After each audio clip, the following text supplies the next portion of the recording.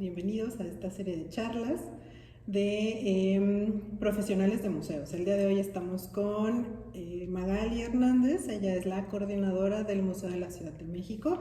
Vamos a conocerla y vamos a platicar sobre su trabajo, sobre su labor dentro de los museos.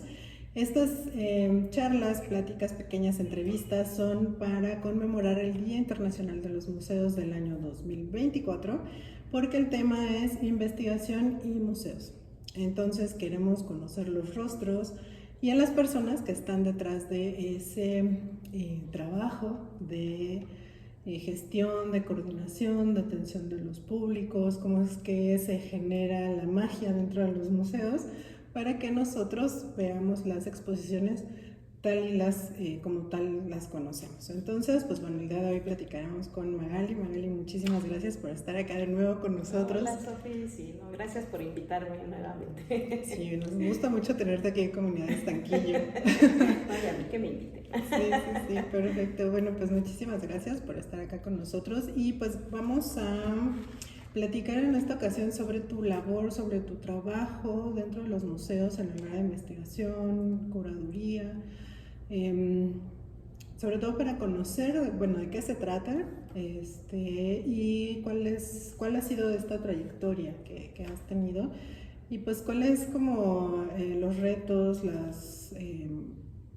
los logros, ¿no? De esta área que es una de las áreas principales, importantes dentro del trabajo de los museos, pero que no se ve tan a la vista, ¿no? Que no es algo tan claro. Entonces, bueno, pues quisiéramos saber primero cómo es que te interesó, cómo llegaste a los museos, a investigar dentro de los museos, a este tema de la curaduría.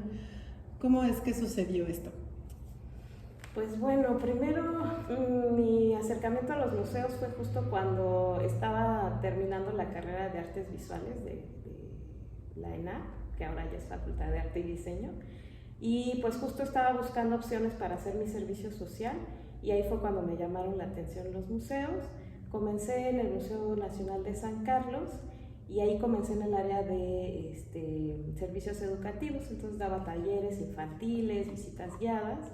Pero justo en ese universo, pues me llamó la atención como otras áreas también del museo, ¿no? Me llamó la atención museografía y también curaduría, que era como justo esta parte que hace las investigaciones y los discursos de las exposiciones. Entonces, estando yo en servicios educativos, que fue también una etapa que disfruté muchísimo, pues después quise incursionar más en ese tema, ¿no? Y justo estudié la maestría en Historia del Arte, y eso pues también me permitió como tener las herramientas conceptuales, pues ahí como toda esta parte de investigación en fondos, en bibliotecas, en hemerotecas o con los artistas y las colecciones.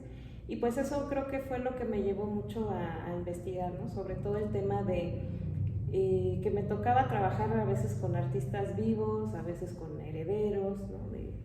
de los artistas, y muchas veces en fondos, reservas. Entonces esa parte siempre he tenido mi parte así como de ratoncito de biblioteca y pues me ha gustado mucho como saber qué hay detrás de las obras, porque generalmente nosotros ubicamos como ciertos nombres de artistas, pero a veces no ubicamos cómo eran físicamente, cómo era su familia, por qué de alguna forma la investigación te lleva a saber por qué pintaban ciertas cosas, en qué momento de su vida estaban creando ciertas obras. Entonces todo ese como cruce de información te enriquece mucho. Entonces creo que ahí fue justo pues entrando en los museos donde la investigación me llamó mucho la atención y pues la fui aplicando posteriormente ya en otros trabajos, ya donde estaba a cargo de áreas de coordinación de exposiciones.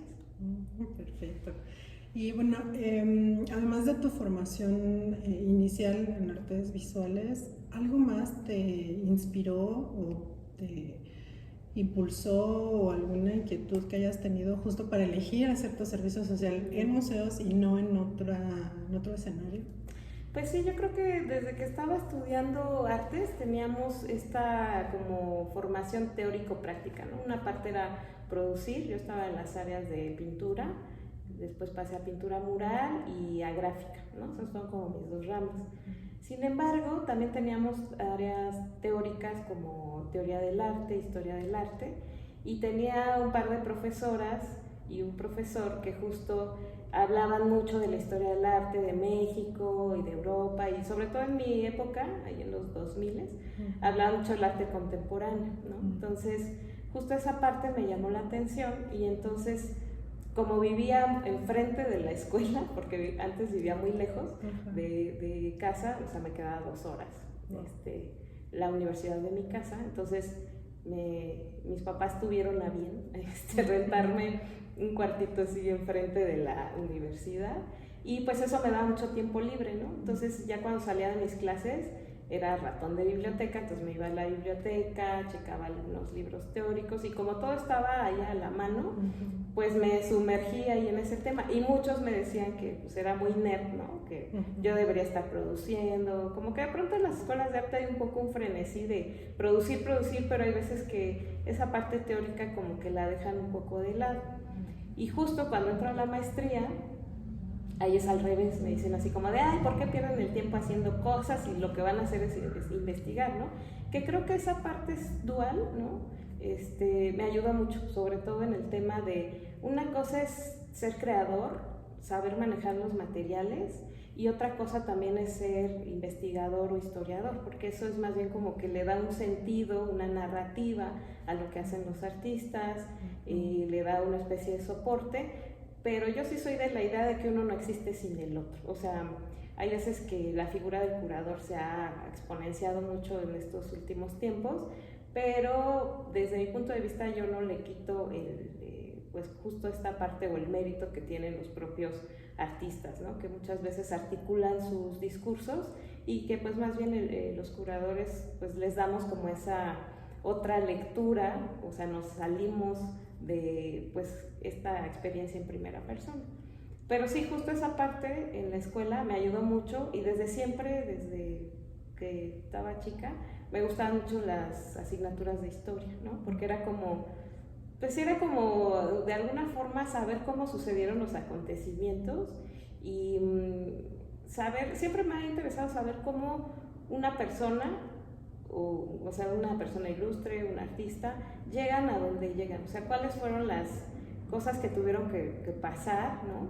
Para llegar a donde están, qué información podemos recabar que nos ayude a entenderlos, como, porque son dos entes que conviven al mismo tiempo, ¿no? Es el artista y la persona.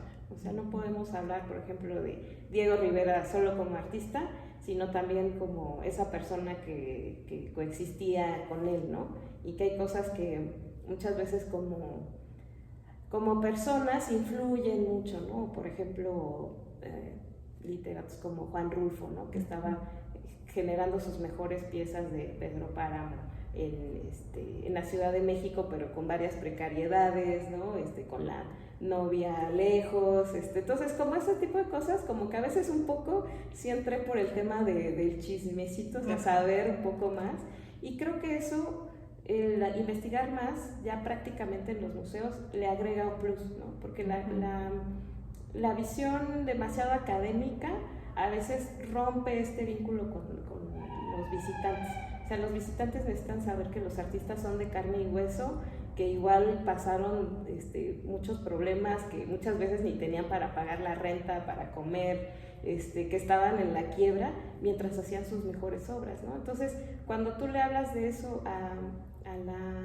al público, pues entonces te das cuenta que sí hay una conexión, ¿no? O cuando hablamos, por ejemplo, de Diego Rivera siendo niño, estudiando en la Academia de San Carlos o viendo sus primeros dibujos, entonces sabes que no fue alguien que así brotó literal así de adolescente y ya pintaba increíble, sino que tuvo todo un proceso que muchas veces la gente desconoce, o mucha gente tiene esa idea de que solo naces artista, ¿no? O sea, es un proceso en el que yo creo que siempre hay como mitad y mitad. Hay mitad de talento, pero la otra mitad 100% es como el esfuerzo que le dan. Hay gente que también es muy brillante, pero que si no cultiva esas habilidades, pues solo se queda en un hobby, ¿no? Sin ser una carrera o de lo cual se puede vivir, ¿no? Exactamente, sí, me parece interesante y muy importante esto que mencionas, como de las narrativas, ¿no? Que a veces vemos justo a los artistas o a estas personas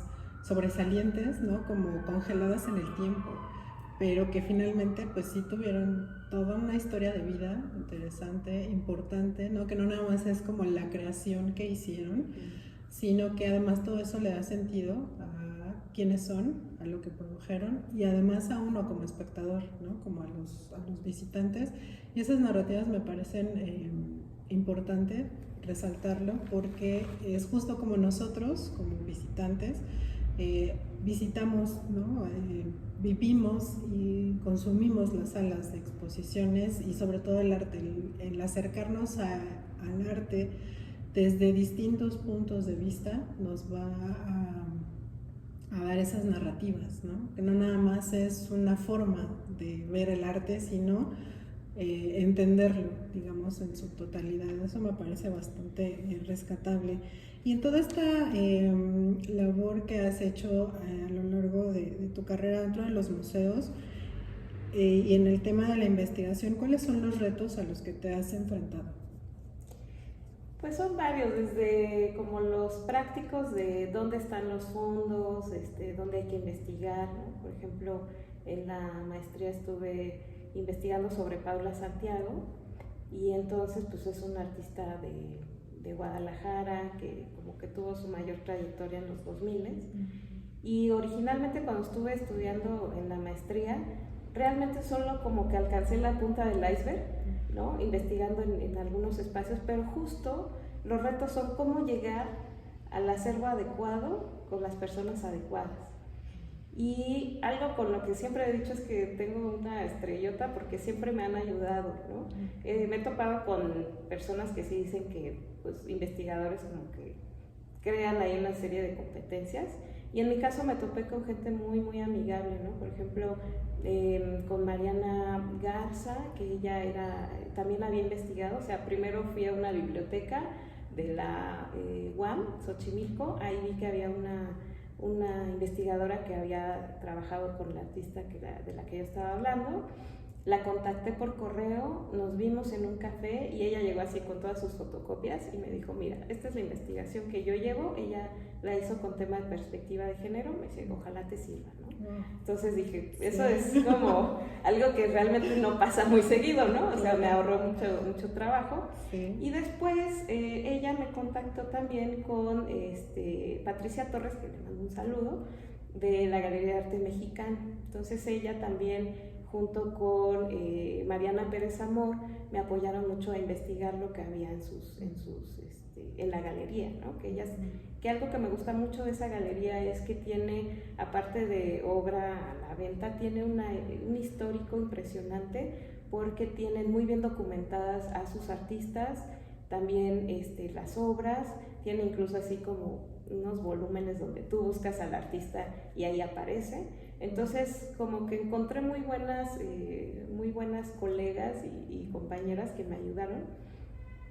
Y los retos también vinieron después, porque después gané una beca para hacer una publicación más, digamos, un catálogo más razonado. Y justo ahí, esa beca me permitió ir a otros estados, ¿no? Así a conocer de dónde era el artista, y justo eso te decía, o sea, como que al ver su casa, al ver su entorno, entonces identifiqué por qué algunos materiales los usaba, entonces sí era como algo muy interesante, porque no solo son las fuentes escritas, sino como todo el contexto en el cual se encuentra inmerso un artista, y poco a poco se fueron conectando personas que eran parte de su mundo, y entonces todo esto me ayudó muchísimo en la investigación. Y, por ejemplo, en esta investigación que dices, ¿cuáles son, tú como investigadora, justo esas cosas que te mueven sobre algún artista? ¿En dónde se encuentra como ese clic que dices, voy a investigar sobre esto? O, digamos, no sé, esas corazonadas que dices, a mí me late que es como por acá el asunto, ¿no? ¿Cómo? Pues ahorita lo estoy viviendo justo con mi tesis de doctorado, que estoy haciendo el doctorado se llama Doctorado Iberoamericano en Teorías Estéticas, y lo estoy haciendo en línea en la Universidad de Guanajuato. Entonces ahí creo que se conectan muchas cosas, porque justo hace 10 años, en 2014, trabajando en la colección FEMSA, tuvimos la oportunidad y el privilegio de ir a Filipinas, de trabajar ahí 2 semanas para llevar una exposición que se llamaba México Identidad Fantástica, de Cecilia García Krinsky, que era la curadora.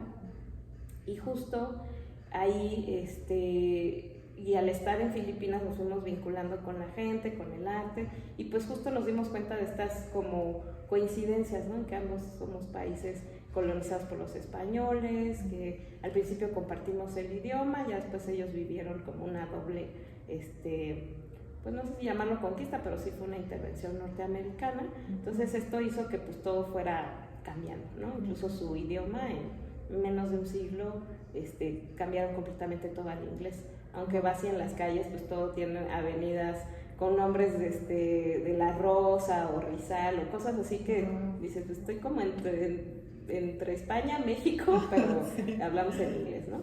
Y entonces esa parte me conectó mucho porque yo, la mayoría de mi trabajo como en museos, se desarrolló en museos de Diego Rivera, ¿no? En el Museo Mural Diego Rivera, en el Palacio de Bellas Artes, y como que Diego fue una constante en mi trabajo, ¿no? Uh-huh.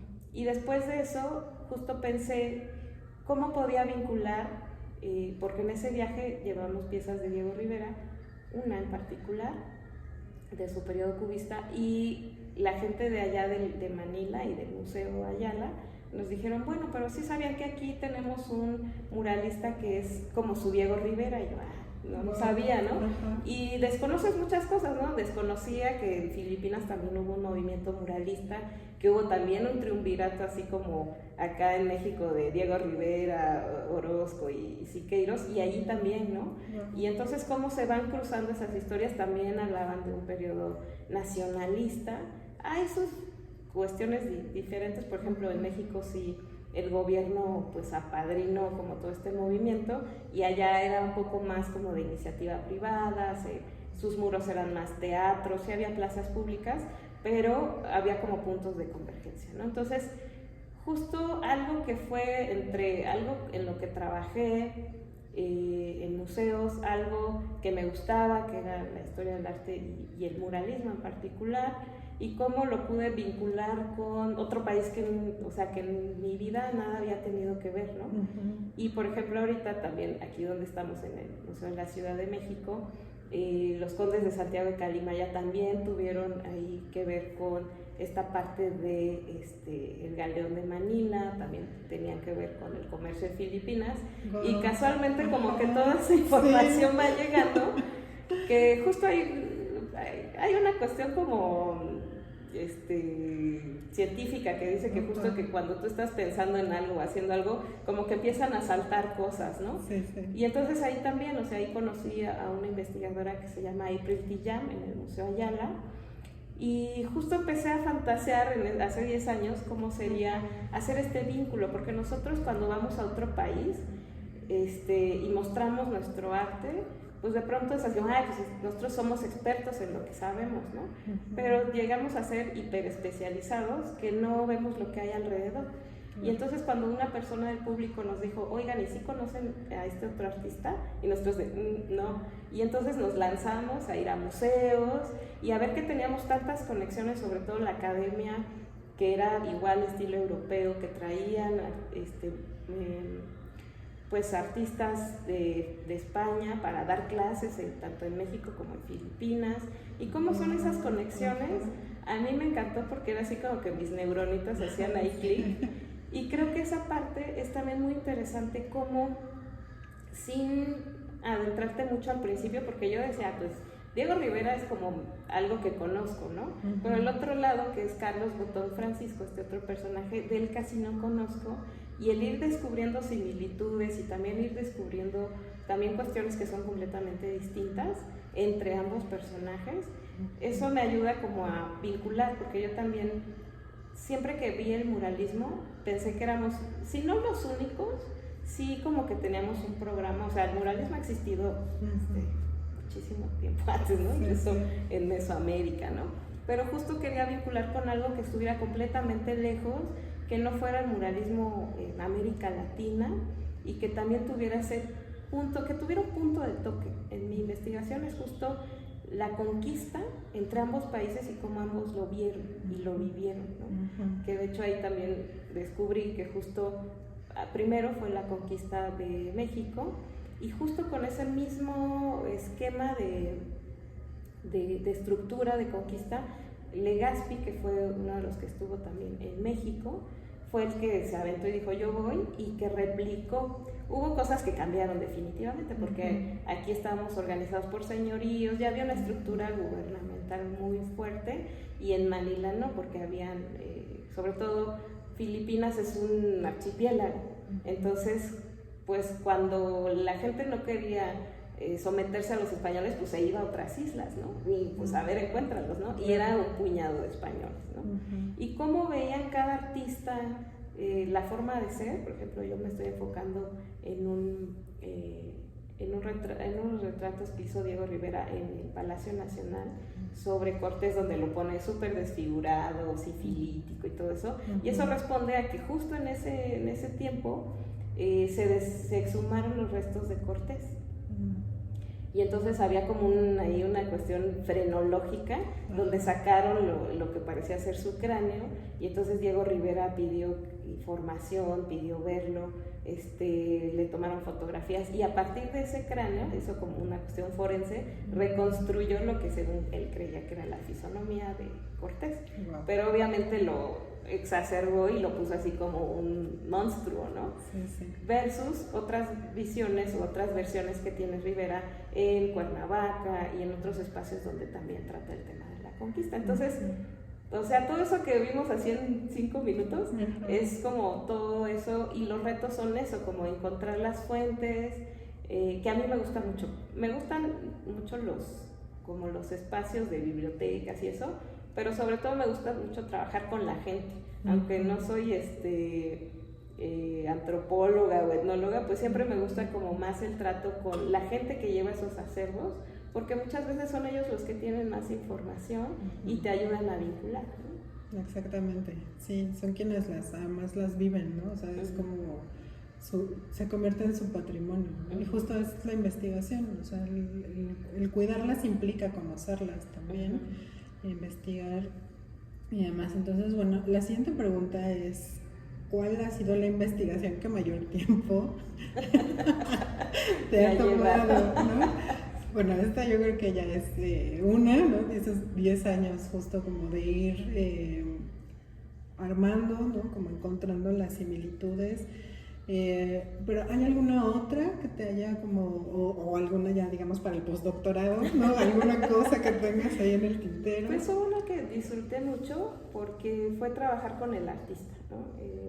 Justo me encomendaron una curaduría en el Museo Mural Diego Rivera sobre el artista Gerardo Cantú. En ese entonces yo vivía en Monterrey y el artista también. El artista era originario de Nueva Rosita, Coahuila, y el director del Museo Mural, Luis Ríos, me encargó esa curaduría. Entonces me dijo: oye, mira, es que él ya es mayor, vive en Monterrey, y me gustaría que pues, se hiciera una exposición aquí en el museo, pero que abarcara como todas las etapas de su vida, ¿no? Desde joven hasta su reciente producción.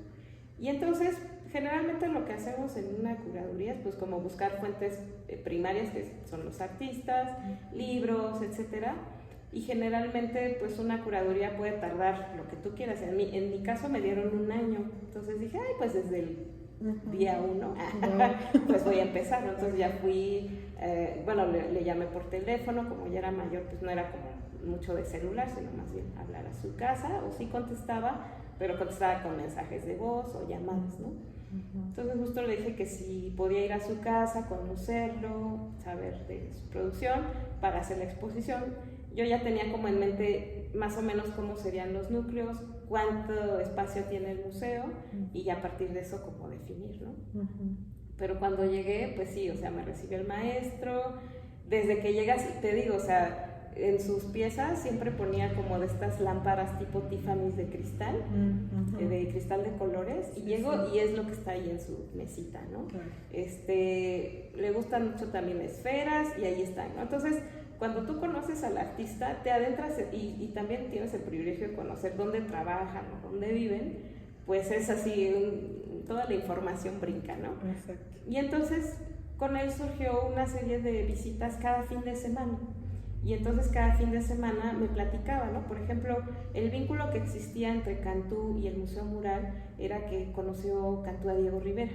Entonces él dice que viajó de Nueva Rosita, él vivía en una zona de mineros, de hecho de sus etapas tempranas él hizo mucha gráfica o dibujos sobre el tema. Y cuando viaja a Monterrey, llega un momento en donde pues ya era casi adulto, les toca ir a unos universitarios de la Universidad de Nuevo León, venir a Ciudad de México en tren. Entonces él dice que él todavía no estaba en la universidad y se aventó como el borras y se fue de polizón, y pues llegó a la ciudad, a la mitad lo encontraron y así de, ay, es que está ya, o sea, ya no se podía regresar, se fue así, ¿no? Y entonces cuenta que pues sí, o sea, lo dejaron estar ya en el recorrido, aunque pues él la verdad no tenía que estar ahí.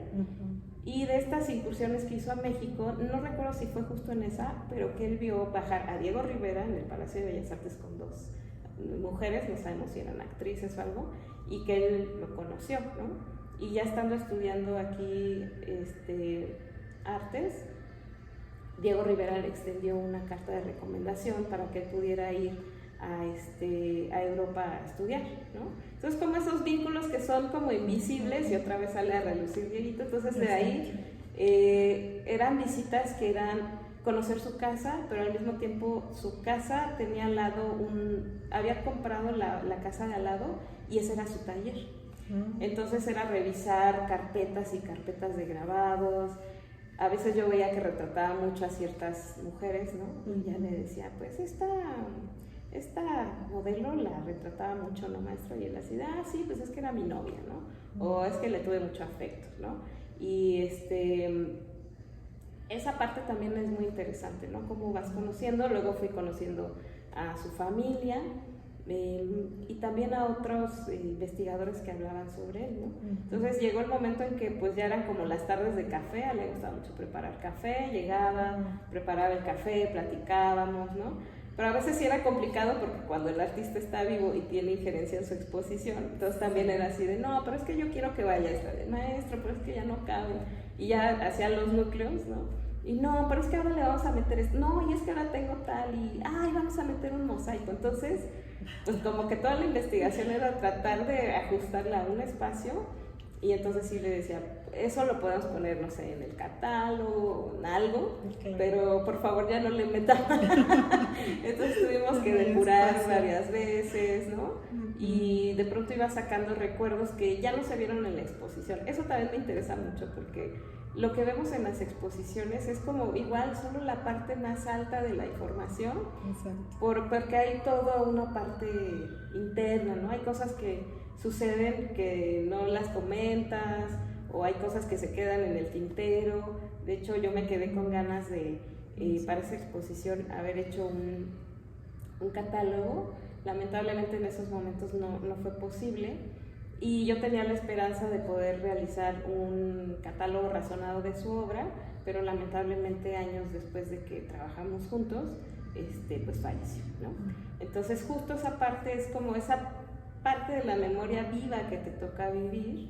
O también en el Museo Mural trabajamos con Fernando Castro Pacheco, que fue también muralista yucateco, que lo conocimos en vida para hacer una exposición en el Museo Mural, que nos habló de varias cosas. Igual vimos su estudio en Mérida, una casa preciosa ahí en el centro de Mérida. Y a la siguiente vez que fuimos a recoger ya las piezas, en ese inter también el maestro falleció. Entonces justo es como cuando está el artista vivo tiene un cúmulo de información que lamentablemente cuando muere hay veces que pues sí se queda esa información como desperdigada entre familiares, amigos, historiadores, ¿no? Y todos ellos son herramientas para articular, ¿no? Pero pues en esa curaduría pues me extendí un año Y Wow. pues me gustó mucho el resultado, pero sí, obviamente hubiera dado para más exposiciones, o una exposición más grande, pero pues sí, les agradezco tanto a Luis como a Ángela Fuentes que pues, me dieron la oportunidad de hacer esa exposición ahí en el mural. Efectivamente, sí, no, pues es que un año de trabajo es una cosa fabulosa, ¿no? Y sí, es un tiempo, porque me imagino que, bueno, ¿no? Justo en esas negociaciones, ¿no?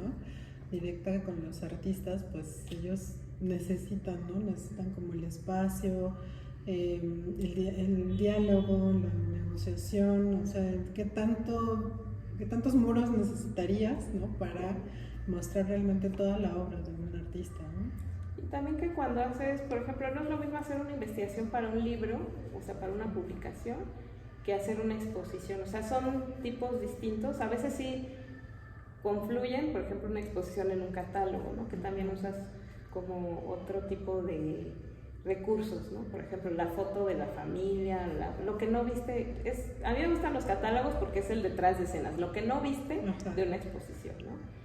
Por ejemplo, también en una exposición de Roberto Montenegro, igual en el Museo Mural, había piezas que tenían Montenegro pintada al frente y al reverso.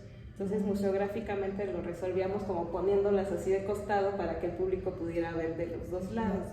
Pero en el catálogo fue más fácil porque podíamos fotografiar frente y vuelta, porque de eso nos hicimos como 1 o 2 ejercicios en el museo.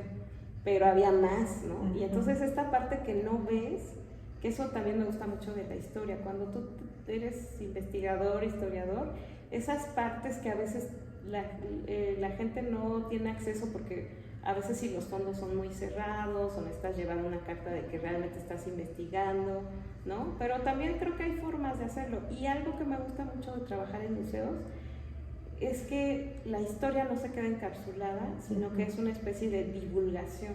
O sea, yo también procuro que en mis proyectos no tenga este lenguaje tan rebuscado, porque entiendo que de pronto escribimos para colegas, o sea, es como nuestro mundo, ¿no? Por así decirlo. Claro. Pero creo que también una función de un historiador, de un investigador, es que no se quede ahí, porque hay veces que hacemos tesis y se quedaron ahí guardadas y ya alguna otra persona, años después, que eso también fue muy divertido, porque, y pues más que divertido, como me halagó, porque pues sí dejé mi tesis ahí en estéticas, bueno, en la UNAM, y tiempo después una alumna de la Universidad de la Ibero me contactó porque quería trabajar con el tema del artista, con temas que yo había trabajado antes, ¿no? Entonces de pronto es como ese gusto de decir, bueno, y yo hice lo mismo así de, mira, aquí está la investigación que me pasaron, porque también creo que hay veces que hay como temas que ciertos investigadores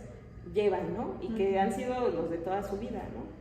Pero también creo que debe de existir esta comunicación entre todos, porque todos tenemos como una pieza del rompecabezas, ¿no? Claro. Y a veces falta un poco ese tema de sororidad entre colegas para poder hacer proyectos interesantes. A veces sí, entiendo que hay descubrimientos que solo ciertos investigadores quieren comunicar, pero yo soy más de esa idea como que trabajar en horizontal con los colegas y con los fondos, los acervos, me parece una forma que yo disfruto y vivo más y disfruto más mi trabajo de investigación.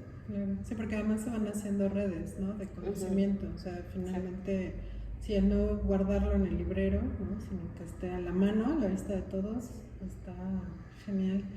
Y bueno, creo que nos debes varios libros entonces, varios registros, justo de toda esta trayectoria que tienes, ¿no? Porque finalmente, digo, no todos tenemos esa oportunidad, ¿no? De conocer a los artistas, de trabajar con ellos, de meternos como a su mundo, ¿no? O sea, sí lo hacemos a través de sus obras, de sus creaciones, pero bueno, finalmente es como justo, ¿no? Ese otro lado que es el que mencionas, que pues es súper rico.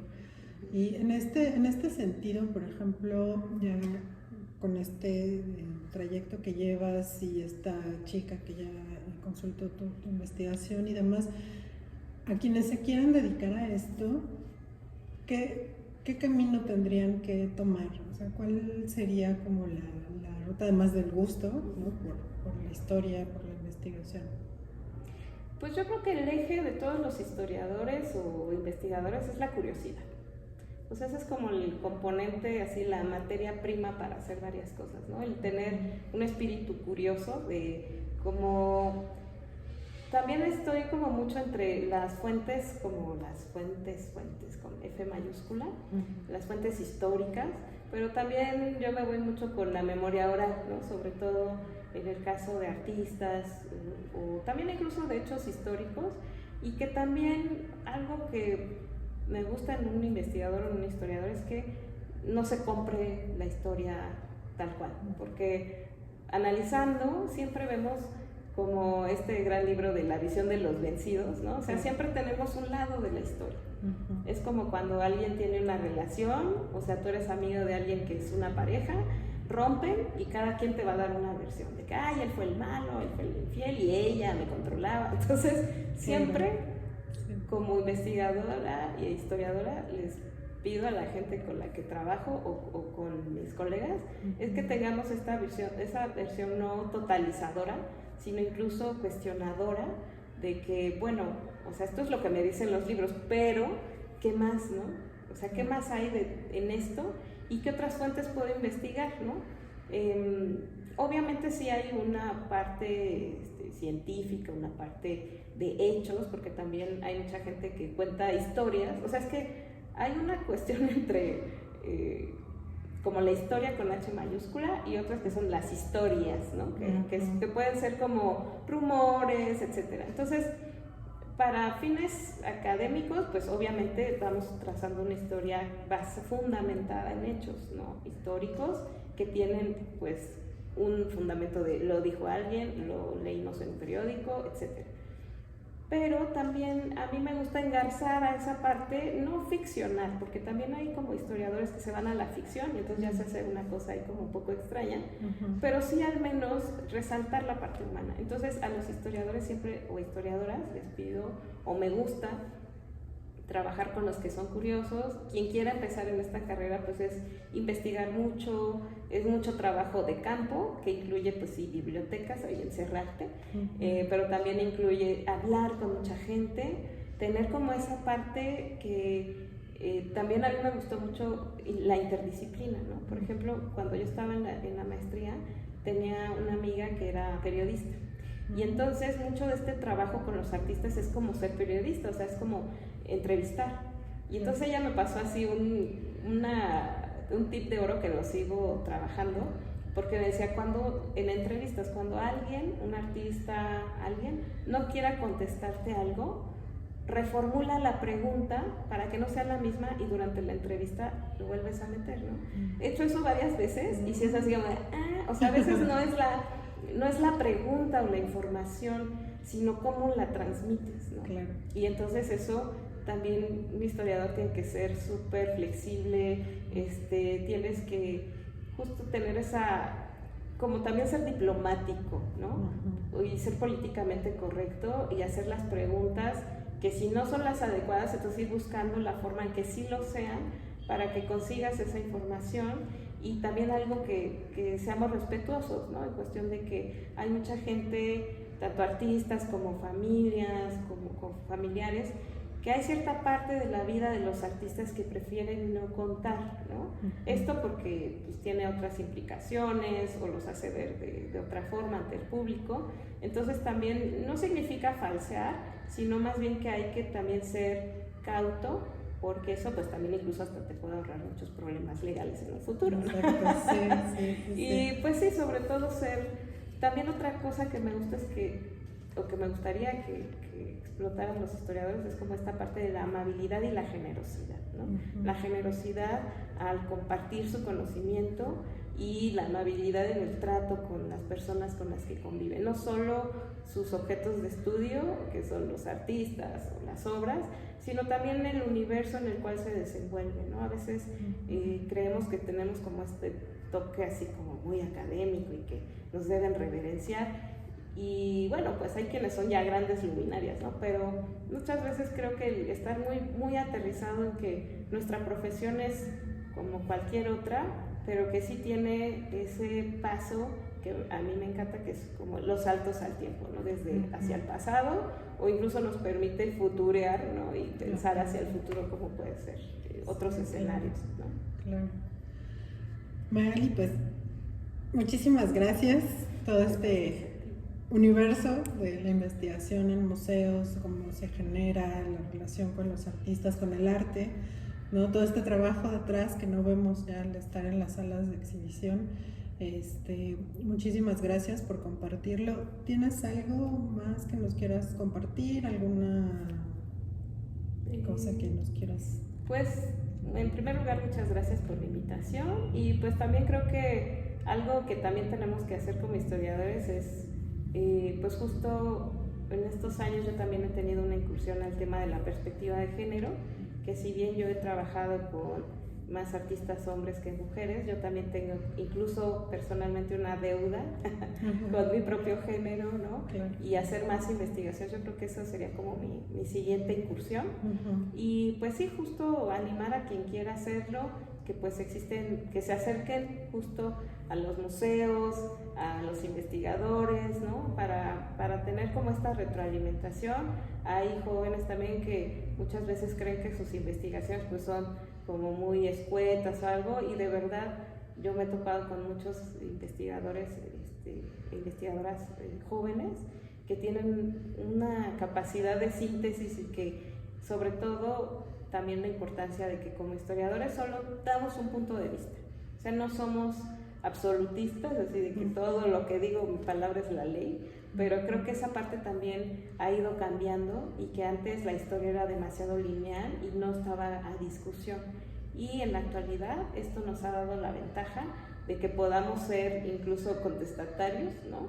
Que podamos sobre todo ser reflexivos y cuestionarnos, y sobre todo darle la vuelta para que no solo haya una sola forma de ver la historia o la investigación, sino que es una parte en un universo, ¿no? Somos un granito de arena en la arena del mar, ¿no? Entonces, esa parte es la que me gusta, y como Arena, pues juntos hacemos muchísimas cosas juntos, nos vemos, nos visibilizamos más, y pues también invitar a otros y a otras investigadoras a que se sumen a proyectos como este que estás haciendo, para que justo conozcamos sus historias, y pues siempre es un gusto conocer qué es lo que hacen otras personas y pues seguir su trabajo. Efectivamente. Bueno, pues ahí está la invitación a los investigadores e investigadoras para entrar y generar justo nuevos contenidos, nuevos temas, ¿no? Entrarle a otros sectores que realmente justo en la actualidad han estado abriéndose, ¿no? Esta posibilidad de generar nuevas redes de conocimiento incluso, ¿no? Ahora sí que es la tarea de los que vienen también, que se están formando. Magali, pues muchísimas gracias nuevamente por tu participación aquí en Comunidad Estanquillo, y pues bueno, esperamos que haya una siguiente, ya a ver después qué se nos ocurra para volver a platicar contigo. Claro que sí. Y pues muchísimas gracias a todos los que vieron esta entrevista, y pues seguimos entrevistando a profesionales de museos. Muchísimas gracias. Gracias. Bye.